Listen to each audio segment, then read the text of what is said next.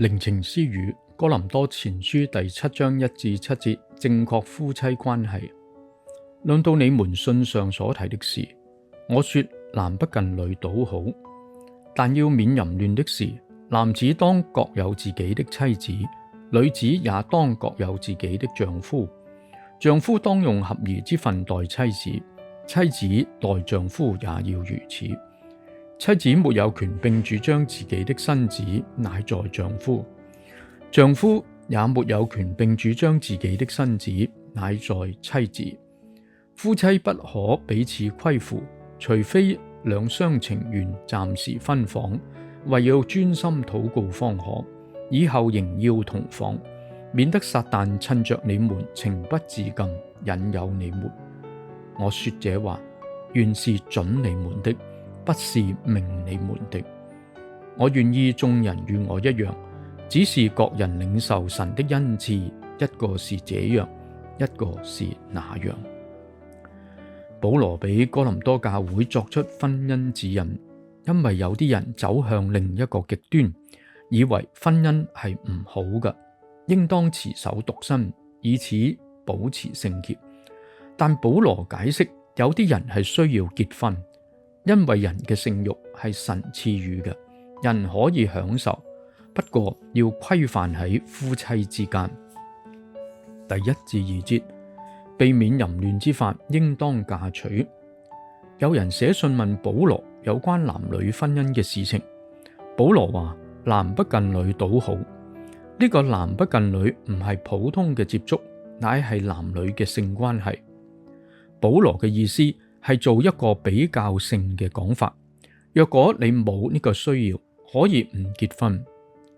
因此保羅都係獨身嘅，但人有性慾嘅需要，佢就要結婚嚟解決，以避免淫亂嘅事情出現。當然，結婚都唔係單單為呢方面嘅需要，佢要糾正有啲哥林多教會嘅信徒禁止嫁娶嘅錯誤。第3至4節，夫妻合宜相待，不要虧負。為此，妻子有義務滿足丈夫性慾嘅需要，做丈夫嘅都係一樣。因此，當兩個人結婚之後，佢哋嘅身子就屬於對方。妻子同丈夫冇權私自擁有自己嘅身子。夫妻嘅性關係係屬靈上二人成為一體嘅外顯表達。第5至7節，特殊情況分房，專注侍奉。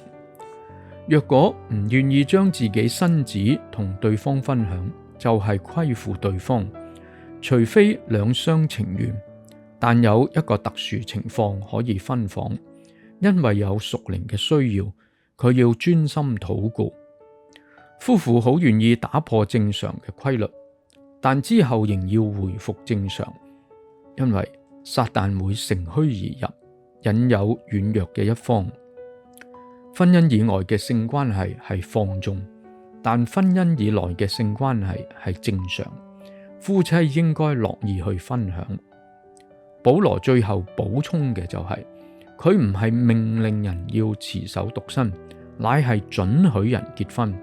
呢個都係神嘅吩咐，因為唔係每一個人都好似保羅一樣有獨身嘅恩賜。保羅對婚姻嘅關係有幾方面叫我哋知道。第一，性關係只係規範喺夫妻之間。第二，解決性慾嘅問題，消極方法就係結婚。第三，夫婦嘅身體已係雙方擁有，唔係個人嘅專利。第四，特殊情況，因為要專心侍奉，可以暫時分房。第五，獨身係恩賜，唔係人人都有嘅。第六，夫妻之間嘅性關係係神准許嘅，唔係污穢。第七，信仰唔係強調禁慾主義。親愛嘅主，你設立婚姻，叫夫妻之間二人成為一體，包括靈性同身體。合宜嘅性關係係你准許嘅。求主叫人明白你嘅心意，以合神心意嚟到對待配偶。阿門。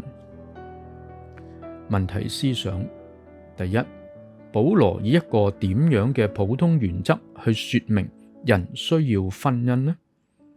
第二，保羅提醒夫妻之間當以合宜對待對方係乜嘢意思呢？點解夫妻可以分房呢？第三，保羅點樣定義獨身嘅事呢？第四，信徒應當點樣睇重婚姻嘅事情呢？請再讀以上經文，寫低靈修札記。